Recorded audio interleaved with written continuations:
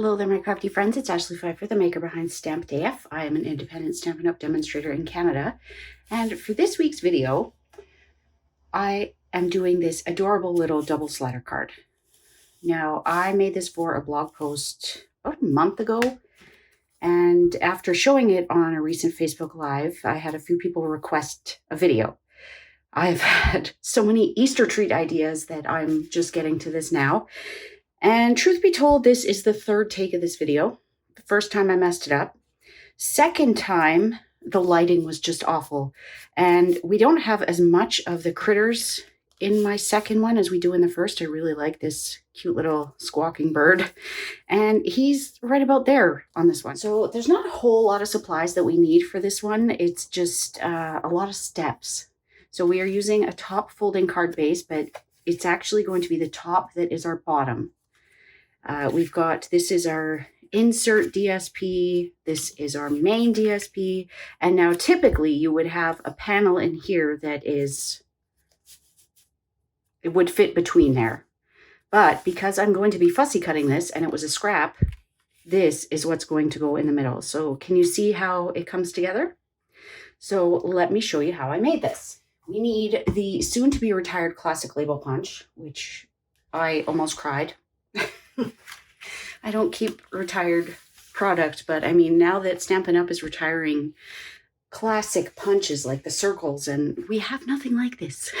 And let me tell you, if you prep bulk of anything, like for classes or anything, you know the punches are the way to go, right?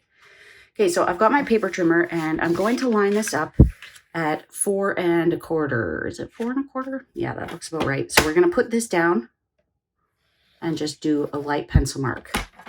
And then we're going to move it to, well, that looks way too low. I think it's 1 3/4. Let's try that. That looks better. I've made this a few times now, so I'm going on memory, but if you know me, I'm like Dory, so that may not be a safe bet. But what we're going to do is, you can see my pencil lines, maybe not so clear. I've tried to make it so it doesn't adjust for color, but by doing that, it's not adjusting for focus either. So let's keep our fingers crossed that this works. So we are going to push our punch in as far as we can, like it won't go any further, and we're going to line it up to that pencil line. Do you see where my line is? I'm going to go like that, and then I'm going to punch it one more time to get the rest of it. And that is one track. So now we push it in all the way to the other side, punch, punch. So those are our 2 tracks, and I will tell you that you want to keep these. These are going to be the mechanism that we're going to use on either side of this that will allow this to slide. So I'm going to erase my pencil lines. And when I did the video yesterday, draft 2, I actually did my ink blending on my background before I did the punching, but this is how I've done it the other 2 times. So let's go this way. So I'm going to use a bit of Post-it masking tape to mask this off because I don't want my grass going onto the back of the card. And if you're wondering where you can write a greeting or a sentiment, it's going to go on the back. But if you want to have a standing card, just grab yourself another top folding card base, obviously not with the punches in it, but then it will stand and you have the whole inside to write your message. Post-it masking tape. This is Post-it brand. I get it at my local office supply store. I've never looked for it on Amazon, but I wouldn't be surprised if it's on there. I want to go right to this line because I don't want the green coming onto the back, but I also don't want to have a white spot on the front. So I'm going to grab my green and blue blending brushes, apparently some butter on my hands. I'm going to use Granny Apple Green and some Pool Party.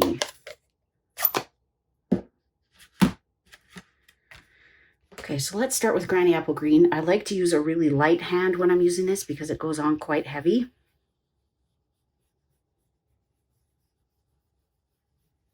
So we don't need a large area with the Granny Apple Green. And I'm going to suggest that after we do the front, we do this piece as well, because this is going to have that same ink blending. I don't want to blend this where the paper is going off, because I will end up with a line there. So let's move this down a bit.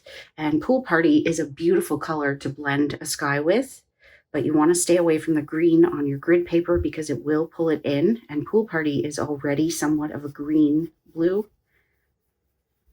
But we're just giving the illusion of a sky here. You don't need to go really heavy-handed. So let's just leave it at that. And then so that I use the same pressure, I'm going to do that front piece now. Find when I'm pulling the masking tape, whatever that is, if you pull it back on itself, it's less likely to tear your cardstock. Okay, so now I'm not inking it up again. I'm just going to put that little bit of Granny Apple Green on the bottom. And then because I've added Granny Apple Green there, I'm going to turn my paper over so that I don't contaminate, I guess. So that's good. Now we can start stamping, and I'm going to be stamping with Memento Tuxedo Black ink because I'm going to be coloring with alcohol markers. So we need a few different blocks for this. We are going to be stamping the tree trunk just once. We're going to be stamping this twice and this twice. So it's a little bit of coloring. That will fit on a D block. This will fit on an H block, like just. Now, I will advise that you want the bottom to be fully on the block because that is where we're lining it up. And I mean, from experience, I know that it can be really hard to see where I need to line it up if it's right on that kind of mitered edge. So I'd say ask me how I know, but I think you already know. Okay, so we're going to do our tree trunk on here. And you may be fretting. You know what? I should show you the stamp set, huh? You may be fretting about lining this up, but trust me, it's easy. It's not quite so easy when I've got a camera. That's where my head would normally be. So if it does end up a little misaligned, please forgive me, but know that that is the reason. Okay, so there is our tree trunk. Okay, so now we're going to take our little critters and we're going to ink that up, but we're going to be stamping that on here and on here. The tree will be going on here and here. And you may be wondering, like, why, Ashley, why did you stamp the tree on here? Well, it's because when it was pulling up, you'd have this blank space here and the leaves on top. So I know that it doesn't look perfect the way it is. It comes to about there and then it looks right. But realism isn't really what I'm going for here. It's the cuteness factor. So I hope you get that. Probably don't need to ink up all of these little guys, but I'm gonna. Okay, so here's where I'm saying that it's easy to line up, but not when your head's not where it should be. So forgive me if this isn't the best view. Not too bad, huh? It is. It's worked out every time for me so far. So I'd say that it's forgiving, but it's just easy to use. Okay, so now we're going to stamp that on here. And I know this cardstock isn't very wide, but we're going to be fussy cutting, so I don't need it to be wide.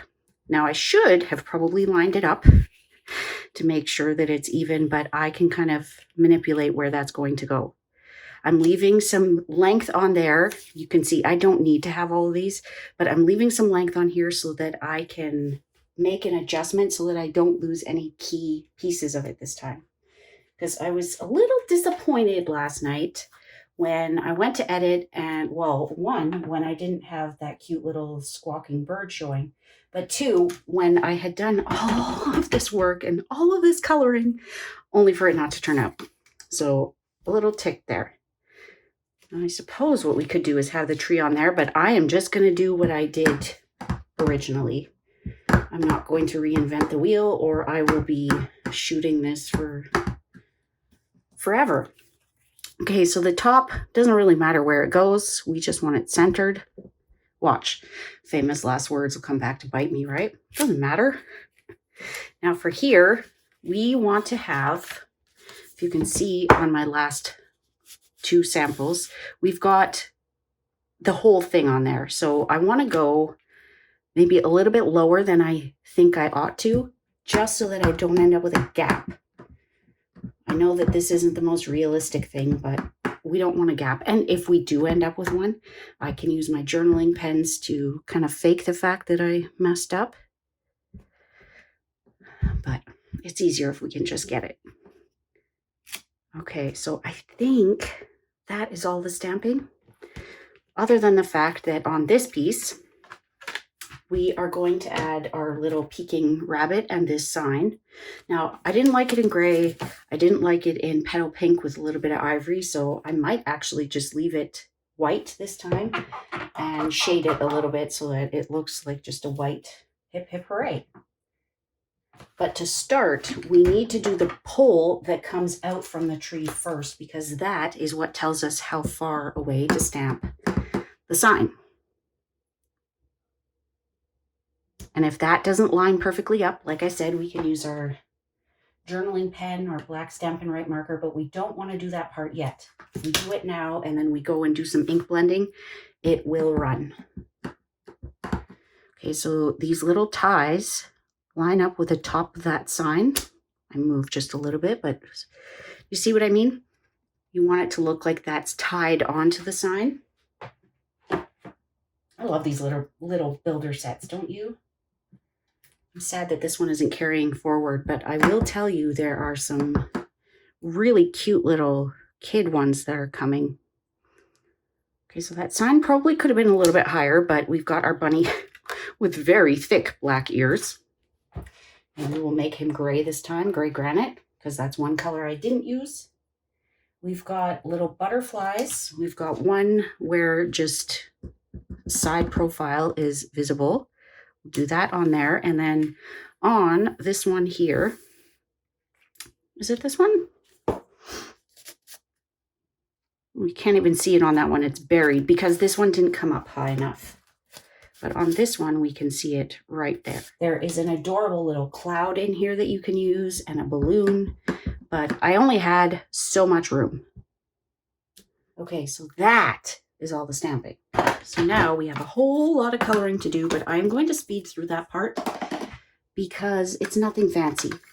I am using light soft suede and light crumb cake for the tree.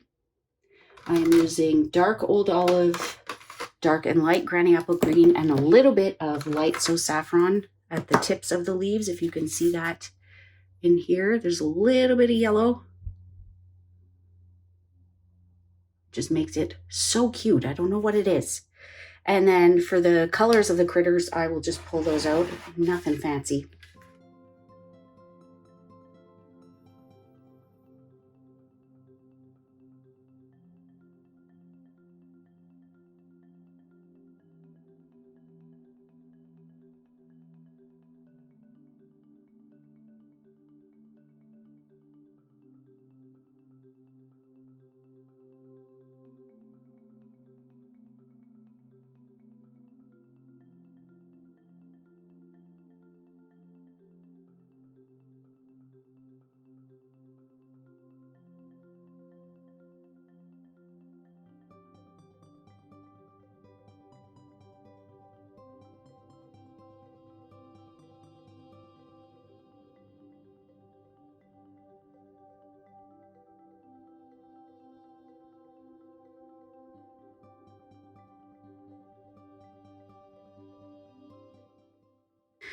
So now before I put granny apple green away, I want to do some grass here. And I just, although we've got the green there, I'm still going to do a little bit of a tuft of grass here, and it's Stampin' Blend, so it will blend in. I know it looks like garbage right now, but it will get better.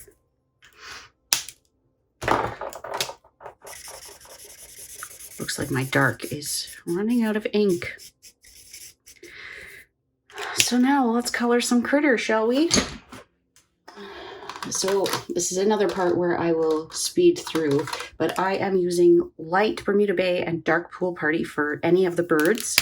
And I'm not doing a whole bunch of shading here, so just try and keep it simple. I'll add a little bit where I know the shadows would be, but I mean, other than that, just color. Okay, so this part is done.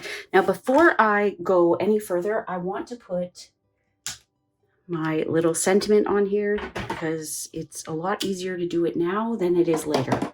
So I'm just going to stamp from all of us, and then this front piece is done. I can set it aside until I am ready to assemble.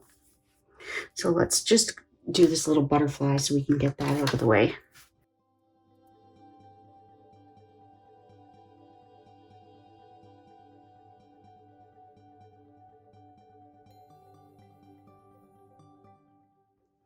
When I was doing this before, I was coloring these animals twice, so I'm thinking we need to stamp this one more time because I would hate to assemble it and realize that we've got a blank space there. So I'm going to stamp the squirrel and that bird that's in the nest and the raccoon. I just recall coloring all of these twice, and I might as well do it while I'm doing this. I'm sorry, I have to move this where I can see it. And watch, it'll be the worst yet. Not so bad. Okay, so I'll give that a minute to dry. I'm just, as I'm coloring this, I'm like, I remember coloring them more than once. Why am I only coloring the squirrel and this bird nest once? And the raccoon. Like I said, I made this over a month ago, so Dory memory doesn't work so well.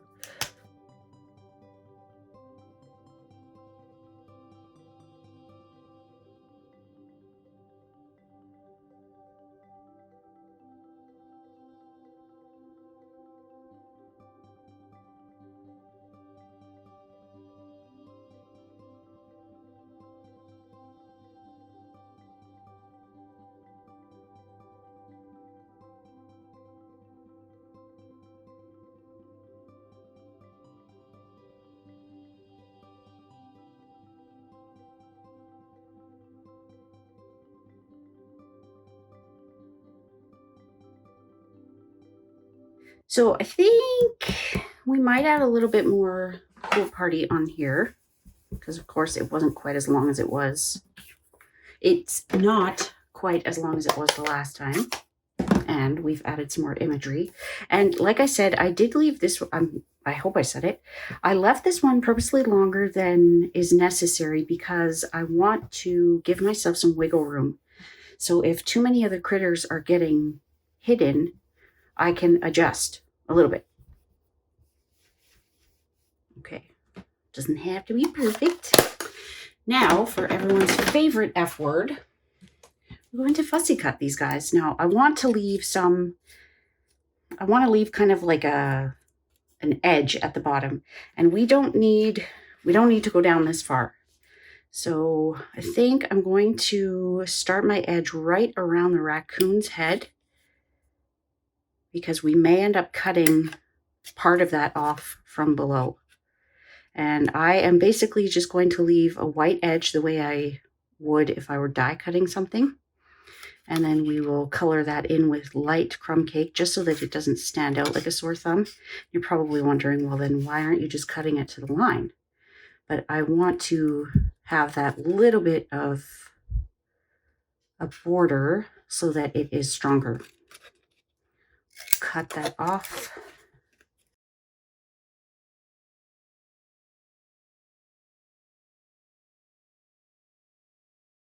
Okay, so now we are ready to assemble. That card front that we have and our two full classic label punches, one of them is going to go on the back. It doesn't really matter where at this point, but one of them we need it to be straight and about the same amount on both sides. We're going to take a full-size Stampin' Dimensional, and you want the edge to run along the edge. Can't have it where it's overlapping, otherwise you won't get any slide. And this is our mechanism. Now it is a tight squeeze, so you may have to wiggle it a little bit. We're going to put the front piece on now and just make sure it will slide. Like I said, it's a tight fit. So now what we need to do is this guy is going to go on the front, and we are only going to put, I might as well do that now while I'm explaining it and I have the dimensionals handy. We are going to put one full-size dimensional in each corner. One full-size dimensional in each corner. We could put one there too. Let's not and say we didn't. So this is going to go here. And like I said, I'm probably going to have to take a little bit off because right now it looks a little bit funny. So I'll take a little bit off the bottom and maybe just a little bit off the top. Okay. Now it's not going to look seamless, of course, because we don't have those leaves on there. But like I said, we're not going for realism here. If you are, then best of luck to y'all. Okay, so that is not going on.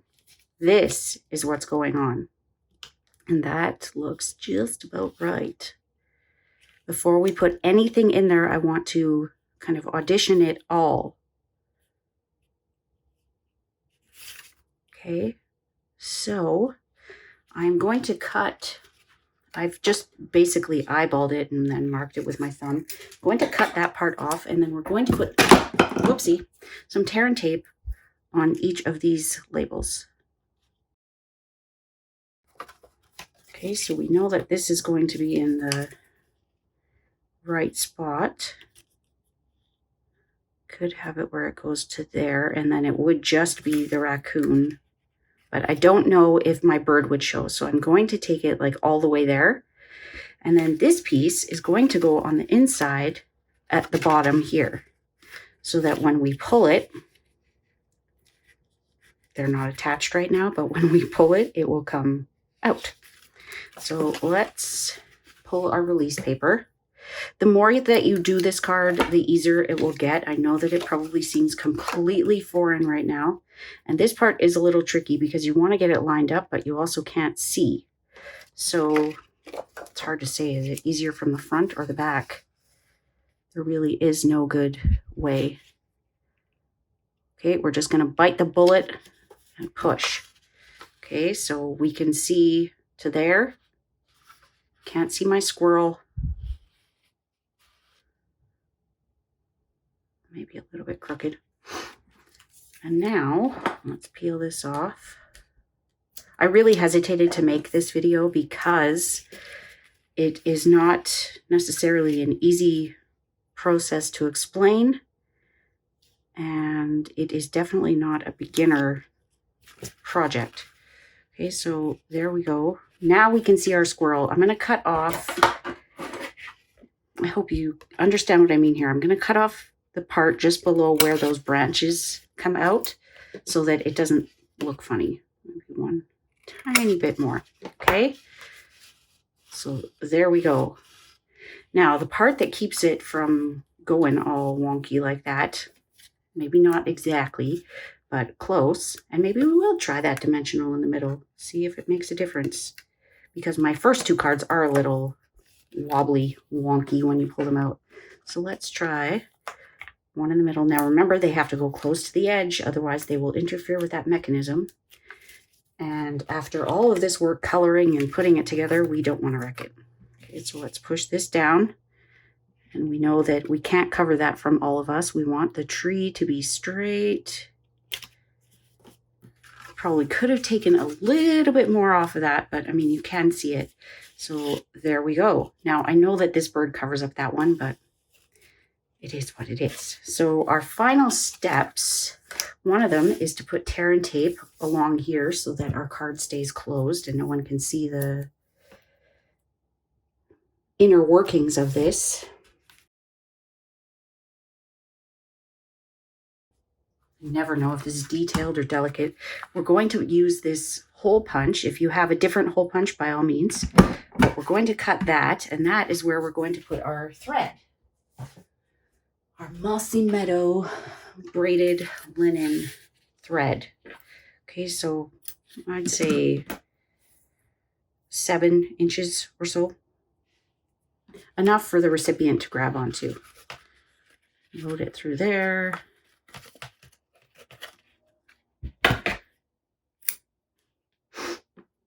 I don't know why I just cut those straight. I never cut them straight.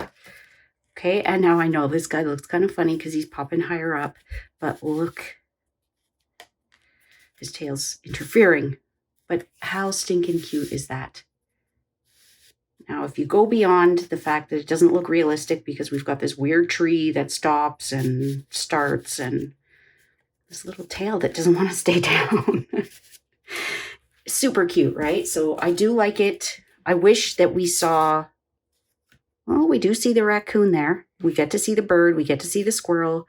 On this one, I was really disappointed that we could only see the squirrel. So let me know. I feel like we could have gone a little bit heavier on the pool party, but you know what? I just want to get this video out to you. I want you to be able to recreate this. And if you do, I would love to see it. You can send it to me through Facebook, Instagram, email, stampedaf@gmail.com. I would love to see it. So thank you so much for watching. I hope that you will consider hitting that subscribe button below. If you haven't already, you'll catch a new video each and every week. And we will see you soon, my crafty friends. Bye.